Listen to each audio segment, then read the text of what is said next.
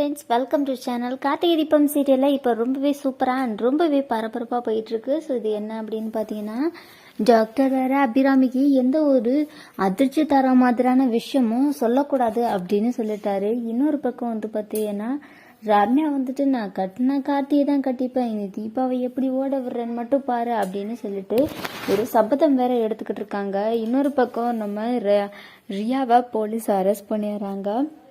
And Abirami வீட்டுக்கு வந்தோடனே தீபா வந்துட்டு தடப்புடலாம் விருந்தெல்லாம் சமைச்சு அபிராமியோடைய பழசெல்லாம் மறக்கிற மாதிரியான ஒரு சில விஷயங்கள்லாம் செஞ்சுட்டே இருக்கிறாங்க.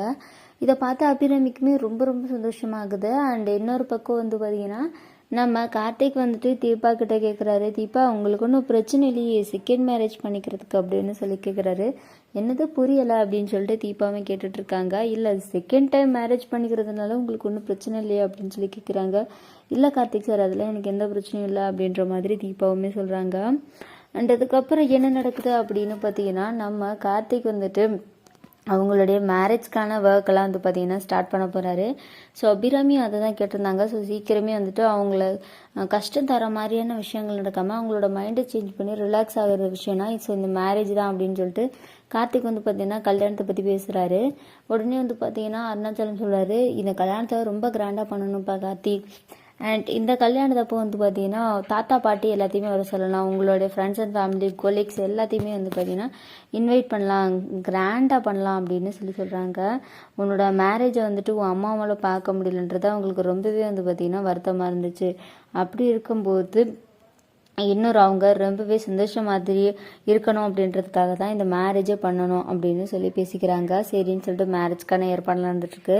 அபிராமி என்ன கேட்குறாங்கன்னா, நம்ம கோவிலுக்கு போயிட்டு வரலாமா அப்படின்னு சொல்லிட்டு கேட்குறாங்க. மீனாட்சிக்கிட்டையும் தீபாக்கிட்டையும்.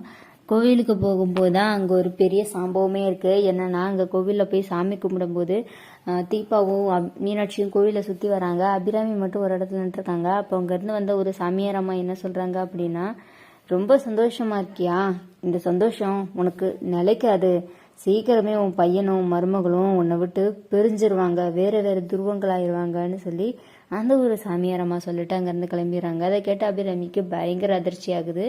செம்ம இன்ட்ரெஸ்டிங்காக ரொம்ப சூப்பராக போயிட்டு இருக்குங்க கார்த்திகை தீபம் சீரியல். இந்த வீடியோ உங்களுக்கு பிடிச்சிருந்தா லைக் பண்ணுங்க, ஷேர் பண்ணுங்க. தேங்க்ஸ் ஃபார் வாட்சிங்.